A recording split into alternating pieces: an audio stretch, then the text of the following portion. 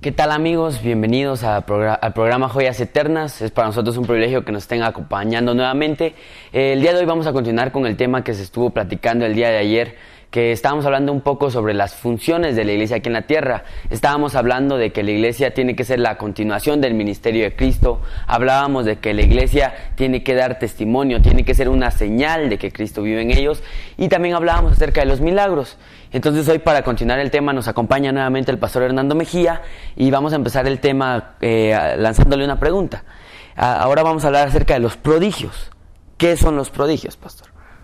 Bueno, los prodigios, a diferencia de los milagros, porque los milagros regularmente lo que causan es un impacto y un asombro en la gente, porque como decíamos ayer, se están rompiendo las leyes de la naturaleza y se están rompiendo para glorificar el nombre del Señor, para que la gente entienda que Jesús está vivo, que el Espíritu Santo está en la tierra como su vicario para continuar ese ministerio. Realmente Jesús dejó un sustituto en la tierra, que es el Espíritu Santo. Pero como bien lo dice el nombre propio del Señor, Espíritu Santo, es un espíritu. Entonces, para que el Espíritu Santo pueda moverse, necesita un cuerpo.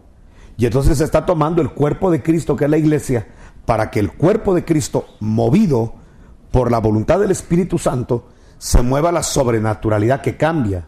Una sobrenaturalidad que rompe las leyes de la naturaleza y que causa el asombro de la gente para que se den cuenta que Jesús está vivo y está resucitado. Entonces decíamos en el programa pasado que vamos a conocer que Jesús está vivo por nuestro testimonio. La gente sabrá que Jesús está vivo porque están cambiando, estamos siendo transformados, estamos siendo convertidos por el poder de Dios en áreas que mucha gente dio por desahuciar nuestra vida. Hablo de conducta de moral, hablo de conducta religiosa. Ahora, con relación a los milagros asombran a la gente. Siempre sigue glorificando el nombre del Señor, pero causa el asombro quizá para conversión. Pero cuando hablamos ya de un prodigio, es la misma sobrenaturalidad de Dios, pero tiene un objetivo, y es corregir a la iglesia o expulsar de la iglesia el error doctrinal, los falsos cristianos, a los hijos del diablo de la misma iglesia. Es para que la iglesia entienda que tiene que vivir en santidad. Voy a poner ejemplos para que veamos que es un prodigio. En los prodigios, como bien dije, se quiere corregir la conducta de la iglesia. Se quiere echar fuera la levadura. Entonces, ¿cómo se mueve la sobrenaturalidad? Pongamos ejemplos. Hechos de los Apóstoles, capítulo 5, verso 5, nos habla de una pareja que se habían puesto de acuerdo para poder vender su terreno y con el valor de ese terreno poder ofrendarlo a la iglesia que estaba en Jerusalén. Pero resulta ser que cuando ya recibieron el dinero y tuvieron el dinero, como que se les antojó sustraer un poco de ese dinero. Realmente era la mitad. Eso pues no es malo, pues el dinero estaba en su potestad para que ellos pudieran decidir qué hacer con el dinero y la venta del terreno. Pero como aquí viene la hipocresía, a pesar de que sustrajeron la mitad del dinero, del valor del terreno, de lo que habían recibido, ellos dijeron que esa mitad que estaban entregando era el valor total, y ahí estaban mintiendo, y la pareja se puso de acuerdo. Entonces, cuando llegó el esposo con Pedro a dejar la ofrenda, a decir, miren, aquí está ¿cómo se llama? El dinero líquido y total de lo que vendimos y recibimos por el terreno, Pedro realmente lo cuestionó, le dijo que realmente esto fue lo que en tanto vendiste el terreno, y él le dijo que sí. Entonces Pedro le da unas palabras bien tremendas, le dice, ¿por qué permitiste que Satanás llenara tu corazón de maldad? Eso quiere decir que hay creyentes que si no se cuidan, que si abren puertas al enemigo, su corazón, lejos de estar lleno del Espíritu o lleno de la palabra de Dios, puede estar lleno de los pensamientos, de los criterios de Satanás. Entonces le dijo, ¿por qué permitiste? O sea que está en uno permitir si va a dejar que el Espíritu Santo lo llene o el mismo infierno. Entonces le dice, ¿por qué permitiste que Satanás llenara tu corazón de maldad? Por lo tanto, vas a morir. Y en ese momento cayó muerto, fulminado. Después llegó la señora con la misma situación, el mismo cuento y la misma interrogante. ¿En tanto vendiste el terreno? Sí. Y nota que es una mentira piadosa. Por eso hay que cuidarse de las mentiras, hay que cuidarse de querer engañar a Dios. Y no hay como la sinceridad, no hay como, dice la Biblia, que Dios ama la verdad en lo íntimo.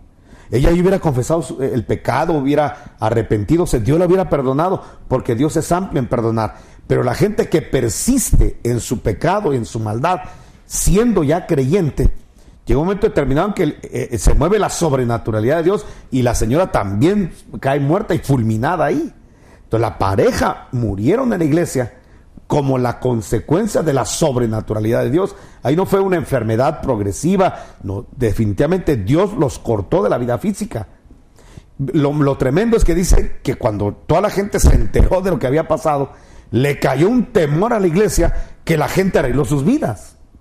Entonces, ¿qué es lo que hace un prodigio? Un prodigio lo que hace es que cuando entra la sobrenaturalidad de Dios, como en este caso de matar a esta pareja, lo que requiere Dios no es que la gente diga, ¡ay, Dios existe! No, que la gente saque el pecado que tiene oculto, que la gente de Dios, de la iglesia, deje la hipocresía, deje lo que está practicando, que nadie sabe, que no lo sabe el pastor ni los diáconos, pero que él sabe que lo está practicando y Dios desde luego lo sabe. Entonces lo que Dios quiere es que la iglesia no permanezca en esa hipocresía, y entonces a veces se desata una sobrenaturalidad, pero es para cambio, es para conversión, es para transformación. Entonces el prodigio, a diferencia del milagro, es que el prodigio lo que quiere es echar fuera el pecado o la levadura.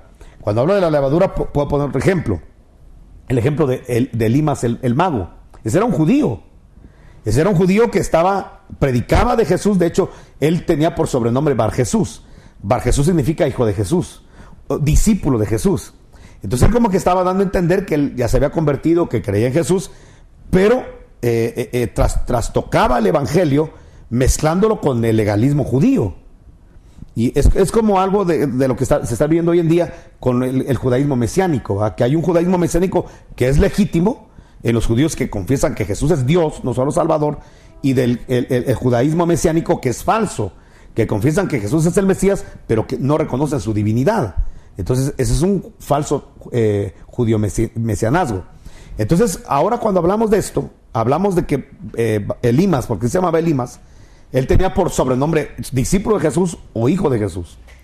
Entonces, empezó a predicarle la palabra al procónsul Sergio Paulo, y Sergio Paulo, con hambre la palabra, empezó a recibir esa doctrina. Pero repito, es una doctrina mezclada del cristianismo con el judaísmo. Es mezclar la ley con la gracia. Y entonces, en ese adulterio espiritual que estaba recibiendo Sergio Paulo, llega Pablo en la escena. Y cuando Pablo llega, se da cuenta que la situación está difícil. Está difícil porque ya avanzó doctrinalmente Elimas o Bar Jesús con el procónsul. Entonces, en un momento determinado, Pablo le dice al judío eres un hijo del diablo. Y le dice, eres un enemigo de la justicia y estás torciendo los caminos rectos del Señor, refiriéndose a cómo torcía la doctrina, cómo mezclaba la ley y la gracia. Entonces llegó un momento en el cual el apóstol Pablo dijo, ahora vas a quedar ciego. Y se quedó ciego porque se movió la sobrenaturalidad de Dios, pero nota, es una sobrenaturalidad que se está moviendo para echar fuera la levadura, la falsa doctrina, a este hijo del diablo, denunciarlo. Entonces los prodigios es mover la sobrenaturalidad de Dios para echar fuera y erradicar lo que contamina a la iglesia. Y dice la escritura que en ese momento Elimas se quedó ciego, y entonces el procónsul abandonó ese judaísmo falso y aceptó el evangelio de Pablo, el evangelio de la gracia, sin esas mezclas. Entonces tenemos que tener muy en cuenta que Dios va a mover prodigios y quiere que la iglesia se mueva en esos prodigios, que es permitir que vengan los milagros, pero los milagros son para contrarrestar la mala conducta de la iglesia, la carnalidad de la iglesia, la falsa doctrina de la iglesia, denunciar incluso a los hijos del diablo, como en este caso en Bar Jesús. Entonces tenemos muchos ejemplos donde se mueve el poder de Dios para cambiar, para transformar lo que está mal en la iglesia. Amén. Entonces nos queda claro, ¿verdad? Que es la corrección de Dios, ¿verdad? Los prodigios es la sobrenaturalidad que usa Dios para corregir a la iglesia. Y nosotros nos estamos basando en el versículo de la palabra de Dios, es Hebreos 2:4. Y ahí también nos habla sobre ser llenos del Espíritu Santo, ¿verdad? Entonces, ¿qué es esa llenura del Espíritu Santo? Bueno, cuando hablamos de la llenura del Espíritu Santo, hablamos de que Dios quiere respaldarnos. Vamos a poner como que nosotros fuéramos un recipiente, un vaso, y queremos ser receptáculos de la bendición de Dios. Entonces el Espíritu Santo nos llena. El Espíritu Santo nos empieza a dirigir, nos empieza a hablar. Pero esa llenura del Espíritu puede ser complementada con el bautismo con el Espíritu Santo. No es lo mismo ser lleno del Espíritu que bautizado con el Espíritu Santo. El bautismo con el Espíritu Santo es la venida del Espíritu Santo sobre un creyente. Recordemos que cuando nosotros creemos en Jesús, en ese momento el Espíritu Santo entra en nosotros. Pero no es hasta el bautismo con el Espíritu Santo que el Espíritu Santo posa sobre nosotros. No es lo mismo tener al Espíritu Santo adentro que tenerlo sobre. El tenerlo adentro me hace propiedad de Dios, me salva eternamente para siempre. Por eso el día que creímos, según Efesios 1, el Espíritu Santo entró adentro de nosotros. Eso nos sella, nos hace cuerpo de Cristo, nos hace hijos de Dios, nos hace propiedad privada de Dios. Pero a los que ya tienen al Espíritu Santo adentro, Dios quiere colocar el Espíritu Santo sobre ellos. Es como aquella nube que llegó sobre Israel en el desierto. Una nube que dirige y una nube que mueve sobrenaturalidad. Entonces el Señor dijo que recibiréis poder cuando haya venido sobre vosotros mi Espíritu. Es tener la nube de Dios sobre nosotros. Y eso nos habilita para tener un poder para hacer milagros, prodigios y maravillas. Entonces, ¿cómo sé yo que ya tengo el bautismo con el Espíritu Santo? Lo más seguro es que voy a hablar en otras lenguas. Hechos de los Apóstoles, capítulo 10, dice que cuando el Espíritu Santo cayó en la casa de Cornelio sobre los gentiles, ellos entendían que estaban siendo bautizados con el Espíritu Santo porque les estaban oyendo hablar en otras lenguas. Entonces, la evidencia de que yo ya tengo el bautismo con el Espíritu Santo es que hablo en otras lenguas. Algo que hay que aclarar es que Dios quiere darle ese don y ese bautismo a todos los cristianos, no solo a algunos, sino a todos. El apóstol Pedro en el capítulo 2 de Hechos de los Apóstoles dijo, hablando del bautismo con el Espíritu Santo, que el bautismo del Espíritu Santo era para nosotros, dijo él, esa generación, para vosotros y para todos cuanto el Señor nuestro Dios llamare. Entonces todos los que Dios está llamando a su evangelio, los quiere llenar, los quiere bautizar con el Espíritu Santo. Lo que sí es cierto es que hay gente que ya ha sido bautizada con el Espíritu Santo, pero por su poca relación con Dios o su mala relación con Dios, pierden esa llenura. Hablan en lenguas porque los dones son irrevocables, pero ya no están llenos del Espíritu Santo. Lo que tenemos que tratar es de mantener la llenura a la par de ese bautismo, ¿verdad? Es lo más eficaz, es lo ideal. ¿Y cómo mantener la llenura del Espíritu Santo? Muy fácil, obedeciendo a Dios. Cuando contristamos al Espíritu que está dentro de nosotros, cuando nos empezamos, como que fuera una medida, a vaciarnos del Espíritu Santo, si así se quiere decir el término, cuando desobedecemos la palabra, cuando vivimos una vida carnal, entonces el Espíritu Santo que está dentro se contrista. El apóstol Pablo dijo, no contristéis al Espíritu Santo. Quiere decir que lo podemos entristecer, que esté dentro de nosotros, pero no cómodo, no alegre, no sintiendo agrado y complacencia, sino que esté dentro de nosotros, pero contristado, porque no hay forma de que nuestra alma se rinda a Él, porque no hay forma de que nuestros pensamientos se rindan a Él, porque nuestra voluntad se rinda a Él. Entonces, conforme vamos rindiendo nuestra vida a Él y entramos en obediencia al Espíritu Santo, entonces nos vamos llenando. Mientras hagamos lo contrario, el Espíritu se contrista. Pero en otro pasaje, el apóstol Pablo dice, no apaguéis al Espíritu. O sea que el Espíritu se puede una vez apagar. Y cuando Pablo dice no apaguéis el Espíritu, está hablando de gente que tiene el Espíritu Santo adentro, pero ya no le habla. El Espíritu Santo está totalmente inoperante, ya no dirige, ya no guía, porque la carne tomó el control del creyente. Y por eso es que tenemos mucho cristiano hoy que, lejos de estar lleno del Espíritu Santo, está viviendo una vida carnal. Habla como un carnal, vive como un carnal, duerme como un carnal. Toda su vida es una carnalidad. Y entonces ahí nos damos cuenta que el Espíritu Santo está totalmente apagado. Y lo más triste es que a alguien le habla de Dios y hasta se aburre. y hasta se enoja. Alguien le quiere llamar la atención para su conversión, para que vuelva a activar esa comunión, esa relación con el Espíritu Santo, y hasta se molestan. Y entonces la situación pues se pone todavía un poco más difícil. Hasta el grado, y eso sí lo tengo que decir, hasta el grado que el Espíritu Santo sí podría abandonar a una persona que está en franca apostasía, que hasta reniega de la fe, que hasta blasfema de la sangre del Cordero en la cual fue santificado, hasta blasfema del Espíritu Santo. El Espíritu Santo sí lo podría abandonar. Eso se llama apostasía, es decir, volverse de la fe. Es una como reconversión al pecado, una reconversión al mundo. Y eso puede suceder, y de hecho ha sucedido, de gente que ha apostatado de la fe y donde el Espíritu Santo tiene que retirarse. Ese caso fue un caso muy claro en Sansón.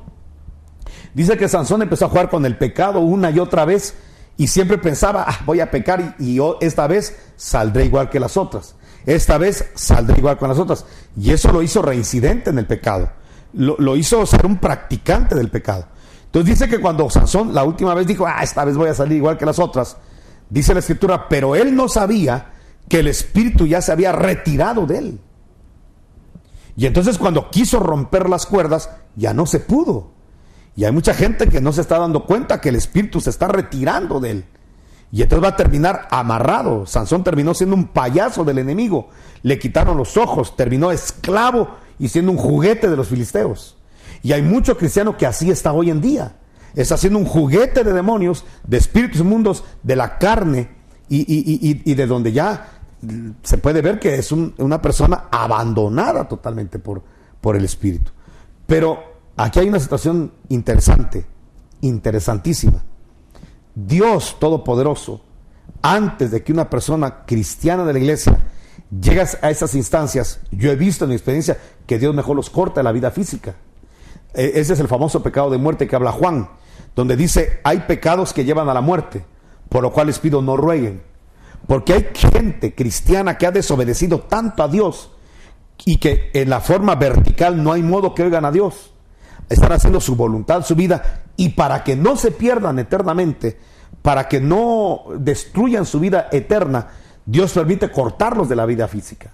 Y de eso tenemos muchos testimonios de gente que habiendo conocido al Señor, incluso habiendo predicado la palabra, después se regresan al mundo y a vivir vidas desagradables, deshonestas.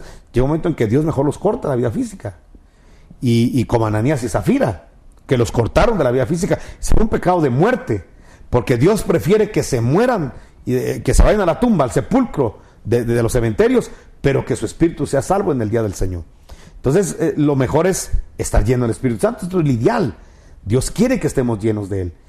Para que así cuando haya que tomar una reacción, la reacción no sea carnal, sino sea la del Espíritu. Para que cuando haya que tomar una decisión, la decisión no sea tomada por la mente carnal, sino por la mente de Cristo. Por eso el Señor nos está invitando por todos los medios a que seamos llenos del Espíritu Santo. Y la única forma de ser lleno del Espíritu Santo, repito, es obedecer la palabra. Aquí sería bueno hacer un comentario. Mucha gente cree que yo soy lleno del Espíritu Santo si alguien me pone las manos, si un ungido que venga, y a veces vienen predicadores que Dios usa, y gracias a Dios por los que Dios nos usa, pero viene la situación de que la gente cree que si nosotros le ponemos las manos se les va a activar el poder y ya van a salir llenos, y como durante la semana se les está yendo la carga, ya vienen a la iglesia con una linita nada más de carga, entonces piensa que cuando uno le vuelve a poner las manos, ¡pum!, otra vez se vuelven a llenar, ¿verdad? Como que fuera esto una recarga como que fueran celulares los cristianos, y eso no es así. La Biblia es muy clara cuando las vírgenes insensatas, y nota que eran vírgenes, pero insensatas, ellas no se llenaron de aceite, no tuvieron aceite extra. Le dijeron a las sensatas que sí tenían aceite extra, dennos de su aceite. Y le dijeron, eso no se puede hacer. Nosotros no podemos transferirles nuestro aceite. Vayan ustedes a comprar su propio aceite. Eso quiere decir que el aceite no se transfiere. El poder de Dios no te lo transfiero. La unción no se transfiere. Eso es falso. Tiene que ir la gente directamente a la fuente, que es Dios, a la fuente directa, que es el Espíritu Santo, para que le activen ese poder y mantenerse en ese poder. Porque lo malo que tenemos es que hoy en día estamos cayendo en un evangelio emocionalista, donde tengo que ir a un retiro porque ahí sí me enciendo. y poco a poco se me va hiriendo la motivación de ese retiro, y cuando ya se me está yendo, busco otro retiro para volverme otra vez a encender. Y esa no es la voluntad de Dios, que vivamos de esa manera. La voluntad de Dios es que nos mantengamos desde la conversión hasta su venida llenos del Espíritu Santo. Y reitero, la única forma de mantener esa llenura es obedeciendo la palabra de Dios. Amén. También me llama a mí la atención, ¿verdad? Que dentro de la iglesia hay personas que ya perdieron el Espíritu Santo, como tú mencionabas hace rato, pero como una persona que está dentro de la iglesia, que incluso está sirviendo, que está, pues, viene a la iglesia todos los días, ¿cómo esa persona se da cuenta que ya no está llena del Espíritu Santo? Mira, a veces definir las cosas es muy difícil, definirlas, pero sí podemos percibirlas. Por ejemplo, dijo alguien por ahí, yo no sé definir lo que es la unción, pero sí sé cuando no la tengo. Entonces es muy difícil definir en una definición así como a veces estamos acostumbrados a definir las cosas didácticamente, qué es la llenura del Espíritu Santo. Pero de lo que sí es cierto es que los creyentes sabemos cuando no estamos llenos del Espíritu, lo sabemos inmediatamente. No podemos adorar, entra una pesadez, oramos y no, hay una desconexión. No sé cómo explicarlo. Lo que sí es cierto es que sabemos, todo cristiano sabe cuándo está perdiendo esa comunión, esa llenura del Espíritu Santo. Entonces, y lo estás diciendo, hay gente que va a la iglesia, hay gente que está sirviendo, pero ya no tiene esa llenura. Y creo que hoy nos sirvió mucho el ejemplo de Ananías y Zafira, aquella pareja que incluso se estaban ofrendando la mitad del valor de un terreno a la iglesia. Reconocían dónde tenía que ofrendarse. Reconocían el ministerio del apóstol Pedro. Eran miembros activos de la iglesia. Sin embargo, fueron cortados porque ya estaban llenos, su corazón estaba lleno de maldad. Es que hay que leer Hechos de los Apóstoles capítulo 5 para darse cuenta que Ananías y Zafira ya tenían el corazón lleno del diablo, pero no dejaban de ir a la iglesia. Si pudiéramos tener rayos X espirituales para ver cuánta gente está llegando a la iglesia, cuánta gente le está sirviendo, ofrendando, diezmando, pero ya tiene el corazón lleno de maldad de parte del diablo. ¿Cuántas Ananías irán a la iglesia? ¿Cuántas Zafiras estarán llegando a la iglesia? ¿Cuántas parejas estarán llegando hacia la iglesia? ¿Cuántos jóvenes estarán llegando hacia la iglesia? No dejan de ir a la iglesia, no dejan de servir, no dejan de cantar, de adorar en un culto, pero ya no tienen la comunión con el Espíritu Santo. Y a eso es lo que preocupa. A mí me preocupa una Ananías y una Zafira que llegan a la iglesia asiduamente, se atreven a vender un terreno y poner ese dinero a los pies de los apóstoles y que Dios los corte porque ya el corazón los tiene lleno de maldad. Amén. Entonces, el hecho de ir a una iglesia no nos exime de lo que estamos llenando en el corazón. Si una persona va a la iglesia, saliendo de la iglesia, empieza a llenar su corazón de basura, aunque vaya a la iglesia, eso no tiene ninguna acción ni reacción. Dejemos de pensar ya que el ir a la iglesia, que tener un uniforme de diácono o de músico o de cantor o de predicador o de líder, eso ya necesariamente ya nos hace llenos del Espíritu Santo. Eso no es cierto. Y tenemos muchos ejemplos en la Escritura de gente que Dios usó, como Sansón, pero ya Dios estaba totalmente desagradado. La pregunta es, te pongo el ejemplo de Elí. Elí era sumo sacerdote. Por amor de Dios, Hernando, el sumo sacerdote era la máxima expresión de santidad en Israel. Era el único autorizado para entrar al lugar santísimo. Elí era un sumo sacerdote, pero tanto Elí como sus hijos eran desagradables a Dios. Pero no dejaban el altar, no dejaban el privilegio, no dejaban de servirle a Dios, no dejaron el servicio. Pero Dios estaba desagradado que en un momento determinado, en un mismo día, murió el papá y murieron los hijos, en un juicio que Dios les mandó.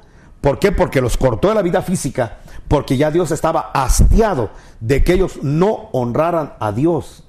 Entonces, reitero una vez más, ¿cómo hacer para mantener la llenura del Espíritu Santo? Es fácil, obedezcamos a Dios, honremos a Dios, eso es todo.